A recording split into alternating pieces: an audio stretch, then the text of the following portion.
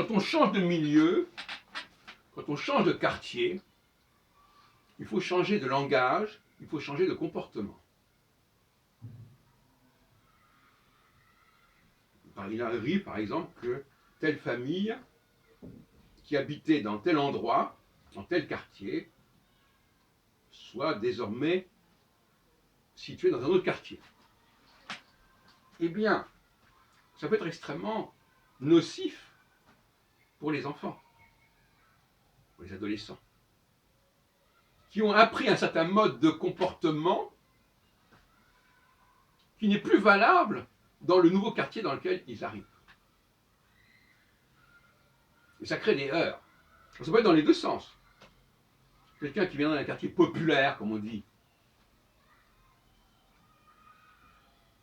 où on a une façon de communiquer qui est ce qu'elle est,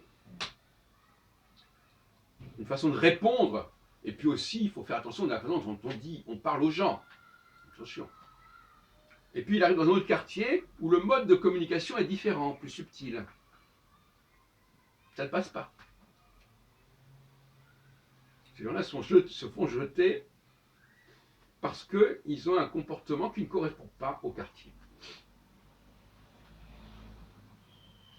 Nous avons eu souvent, là où nous sommes, des problèmes de ce genre. Des gens qui arrivent d'autres quartiers, avec d'autres habitudes, d'autres comportements, et qui veulent perpétuer les comportements qu'ils avaient dans leur quartier d'origine, dans ces nouveaux cadres. Et bien, ça fait problème. Alors, il faudrait les préparer à ce changement. Leur dire, attention, maintenant que dans ce quartier-là, telle et telle façon de parler n'est plus acceptable, ne passe plus. Et sanctionner, et dénoncer. Mais est-ce qu'on fait ce travail? Vous savez, je crois que c'est très important, je ne suis pas en train de plaisanter. Je parle de manière très raisonnable en disant, il faut respecter l'esprit d'un quartier, l'esprit d'un groupe. Les gens qui arrivent avec leurs gros sabots, ils arrivent dans un groupe qu'ils ne connaissent pas, et ils croient que leur mode de fonctionnement va passer dans le groupe dans lequel ils arrivent. L'autre jour, on a eu ce problème au Café Philo McDo. Des gens qui débarquent comme ça, qui veulent s'introduire dans le groupe, et qui ne comprennent même pas comment fonctionne le groupe, qui ne comprennent même pas les règles, qui ne comprennent même pas comment il est organisé. Ça peut être créer des heurts. Alors, ils demandent d'être respectés individuellement. Il n'y a pas de respect individuel. Il faut qu'ils respectent le groupe.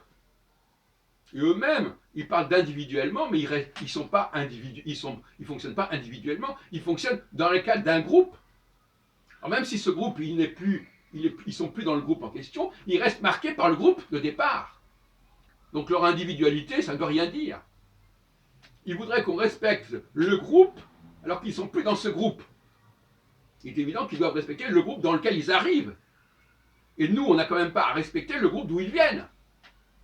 Ce serait qui n'existe pas d'ailleurs, puisqu'il n'y a qu'un individu. L'individu isolé n'a pas d'autre choix que de s'intégrer dans le groupe dans lequel il arrive. En revanche, si c'est un groupe constitué qui arrive quelque part, là, il a droit au respect. En tant qu'il a son propre fonctionnement. Moi, j'ai un grand respect pour les groupes. La philosophie de droite, pour moi, c'est la diversité des groupes. Mais pas la diversité des individus isolément.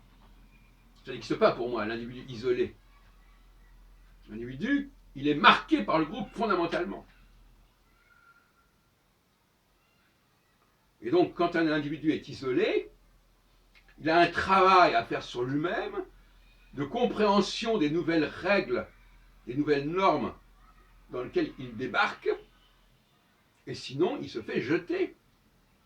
Et il crée des heurts qui sont imprévisibles, dont les conséquences sont imprévisibles. Il fait problème. Donc, ça n'est pas intéressant de nier l'existence des groupes. Il faut gérer cette existence des groupes, les gens sont dans des groupes, et quand par hasard, par un concours de circonstances, ils sont amenés à sortir de leur groupe pour aller dans un groupe qu'ils ne connaissent pas, auquel ils ne sont pas habitués, eh bien, il y a des problèmes qui se posent. Alors, ils vont parler d'être, ils se sont dit, moi, individu, mais non. Moi, individu, ça n'existe pas. La personne qui me parle, c'est pas un individu. C'est quelqu'un qui a une origine. Il vient d'une certaine société, d'un certain milieu, d'un certain quartier, même d'un certain pays, etc., etc. Alors, il faudrait que son individualité passe avant ses appartenances. Il faudrait que l'arbre cache la forêt. Moi, je suis un individu. Donc, je n'appartiens à rien, je n'ai aucun conditionnement. Plaisanter, mon vieux. La personne qui m'a interpellé tout à l'heure, d'ailleurs. Alors, évidemment, maintenant, il y a des lois. Alors, il faut faire attention de ne pas référer à telle et telle origine. Et ça, je trouve que c'est faussé également. Les origines, elles existent. Et elles sont à respecter. Et elles sont à référer. Comme par hasard, beaucoup de ces personnes qui sont là et qui ont un comportement inapproprié, comme par hasard, elles sont marquées immédiatement par leur visage, par leur faciès, etc. Alors donc, c'est pas fortuit tout ça. Et on voudrait que tout ça se soit refoulé, qu'on n'en parle pas, qu'on ne fasse pas la différence entre les hommes et les femmes, les noirs et les blancs, les immigrés arabes et les autres, etc. Tout ça, c'est pareil. Hein. Il n'y a que des individus. Non, ce n'est pas acceptable, cette façon de faire. Alors, qu'il faille faire un effort pour accueillir ces gens nouveaux dans un quartier et être tolérant sur leur comportement et sur le décalage de leur comportement, ça se conçoit jusqu'à un certain point. Mais s'il fallait s'adapter à tous les gens qui débarquent et qui ont des origines différentes dans un quartier donné, on n'en finirait pas. Mais il faudrait effectivement des sas, des processus d'adaptation. Il faudrait que chaque quartier organise des réunions où on explique comment on se comporte dans ce quartier. Le problème, c'est que les gens ne sont pas forcément conscients de toutes les règles qui sont non dites, la langue soi, etc. Et ils ne sont pas capables de faire nécessairement un exposé sociologique ou ethnologique sur leur mode de fonctionnement. Mais néanmoins, réunir des personnes qui arrivent dans un quartier, rien que de les réunir, on voit déjà des comportements, on voit déjà des réactions. Et puis d'ailleurs, il suffit par exemple de créer un incident, enfin de créer quelque chose, et puis on voit tout de suite des réactions. Et puis il reste un problème sous-jacent, c'est que la personne qui va réagir, est-ce qu'elle aura compris ce qui se passait? Peut-être qu'elle n'aura même pas compris ce qu'on lui dit. Peut-être qu'elle aura compris de travers. Et donc elle va réagir à sa façon, sauf que les autres, elle n'aura pas compris parce qu'elle l'aura mal interprété.